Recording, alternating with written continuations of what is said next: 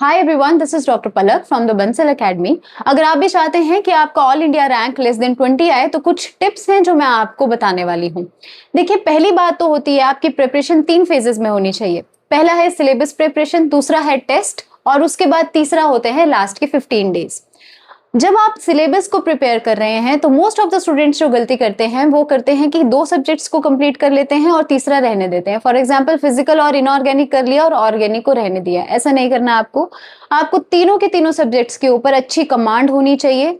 जब आप तैयारी कर रहे हैं तो तैयारी इस तरह से करें कि मोस्ट इंपॉर्टेंट टॉपिक्स जो बल्कि टॉपिक्स है, फॉर एग्जाम्पल रिएजेंट्स है, रिएक्शन मैकेनिज्म है, पेरीसाइक्लिक भी आता है, फिर आपको कोऑर्डिनेशन केमिस्ट्री है, क्वांटम केमिस्ट्री है, इन सारे जो आपके बल्कि टॉपिक्स हैं इनको सबसे पहले पढ़ो। इनको पढ़ने के बाद जो है आप फिर छोटे छोटे जो आपके टॉपिक्स रह जाते हैं उनको पढ़ो। जब आपका सिलेबस कंप्लीट हो जाता है तो आपको डायरेक्टली क्वेश्चंस पे नहीं जाना है। यहाँ पे आपको क्या करना है, आपकी प्रिपरेशन के बाद आपको शॉर्ट नोट्स बनाने हैं हर एक चैप्टर से। जैसे कि कोऑर्डिनेशन केमिस्ट्री से आपने शॉर्ट नोट बनाया, एक पेज में आपने पूरे कोऑर्डिनेशन केमिस्ट्री को लिख दिया, फिर सेकंड पेज में आपने पूरा क्वांटम मैकेनिक्स लिख दी, फिर थर्ड पेज में आपने केमिकल काइनेटिक्स लिख दिया। इस तरह से आपको शॉर्ट नोट्स बनाने हैं हर एक चैप्टर के। जब आपने शॉर्ट नोट बना लिए फिर आपको उसके बाद क्या करना है, हर एक शॉर्ट नोट में जब आप शॉर्ट नोट बना रहे हैं वहां पे मतलब थोड़ा सा स्पेस आप बचा के रखें, एटलीस्ट क्वार्टर स्पेस आप बचा के रखें। ठीक है, वो क्वार्टर स्पेस किसके लिए है वो मैं आगे बताती हूँ। जब आपके शॉर्ट नोट बन जाएंगे फिर आपको आना है टेस्ट्स के ऊपर। टेस्ट जो है आपको डायरेक्टली पीवाईक्यू नहीं उठाने, पीवाईक्यू डायरेक्टली उठाओगे तो आप फंस सकते हैं।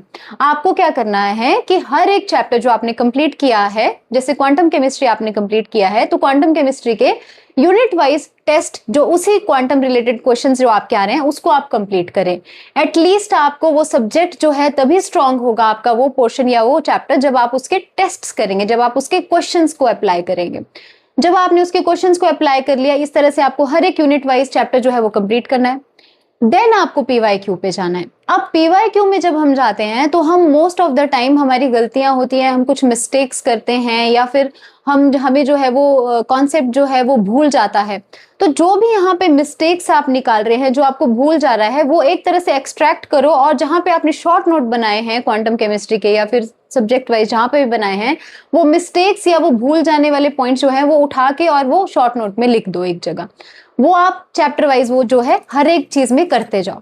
फिर जब आपके ये पीवाईक्यू कंप्लीट हो जाएंगे, ये सब आपके शॉर्ट नोट्स भी कंप्लीट हो जाएंगे, एंड में आपने इसको क्या करना है, पूरे अच्छे से प्रिपेयर करना है, पूरे अच्छे से तैयार करना है। इन्हीं शॉर्ट नोट्स को बार बार पढ़ते जाना है अलॉन्ग विद योर मिस्टेक्स और जो जो आपने पॉइंट्स भूल गए थे उसके साथ साथ। देन इसके बाद आपने देने हैं फुल लेंथ मॉक टेस्ट। जब आप यहाँ पे इस स्टेज पे आप फुल लेंथ मॉक टेस्ट देंगे तब आपको कॉन्फिडेंस जो है वो बहुत अच्छा बूस्ट होगा, क्योंकि पहले तो आपके सब्जेक्ट की तैयारी है, सेकंड अब आप मिस्टेक्स नहीं करोगे क्योंकि आपने शॉर्ट नोट को पढ़ रखा है, तीसरा आप कोई भी चीज यहाँ पे भूल नहीं रहे हो। तो जब आपके फुल लेंथ मॉक टेस्ट फिर प्रिपेयर हो गए, then you are satisfied and ready for your exam. अब लास्ट के 15 दिन में आपको बताना चाहूंगी कि लास्ट के 15 दिन में आपने कोई भी नया टॉपिक नहीं पढ़ना है, कोई भी नया सब्जेक्ट नहीं छेड़ना है। जितना आपने किया है उतना ही आपने उसको बार बार रिवाइज करना है। और रिवीजन भी, मिस्टेक्स को अच्छे से पढ़ो, जो भूल गए हैं पॉइंट्स उनको अच्छे से पढ़ो। मोस्ट इंपॉर्टेंटली अपने शॉर्ट नोट्स को पढ़ो। Short notes is very very important. ठीक है, जब आपकी ये तैयारी हो जाती है तो अब आप एग्जाम के लिए रेडी है। अब एग्जाम के दिन आपको क्या करना है, यहाँ पे आपको एक चीज देखनी है कि आपकी एक्यूरेसी हर एक क्वेश्चन में ज्यादा होनी चाहिए, more than your attempts. Part B में हम क्या करते हैं, हमको पता है पार्ट बी में नेगेटिव मार्किंग कम होती है, तो हम क्या करते हैं कि 80% एक्यूरेसी के साथ भी 5-6 क्वेश्चंस कर लेते हैं। आपको ये नहीं करना है। पार्ट बी में अगर आप 80% किसी क्वेश्चन में श्योर हो तो ऐसे जो क्वेश्चंस होते हैं आपको 2 या 3 ही करने हैं, इससे ज्यादा नहीं करने हैं। अगर आपको all India rank less than 20 चाहिए तो आपके यहाँ पे एक्यूरेसी ज्यादा होनी चाहिए, मोर देन अटेम्प्ट्स। 100% श्योर जब तक आप किसी क्वेश्चन पे नहीं है आप अटेम्प्ट उसको नहीं करेंगे। पार्ट बी में मैं आपको थोड़ा सा रिलैक्सेशन अगर 2 या 3 क्वेश्चंस की दे सकते हैं। बट अगर पार्ट ए की बात करें तो बच्चे बहुत से ऐसे हैं जो 3 या 4 जो पार्ट ए में क्वेश्चंस है वो मतलब उनके गलत हो जाते हैं। तो आपको पार्ट ए में 100% एक्यूरेसी चाहिए और सिमिलरली पार्ट सी में, क्योंकि पार्ट सी आपका हेवीली वेटेड है, 4 मार्क्स का क्वेश्चन है और उसमें नेगेटिव भी -1 होता है। तो आपको पार्ट सी और पार्ट ए में तो 100% एक्यूरेसी के साथ ही क्वेश्चन अटेम्प्ट करना है।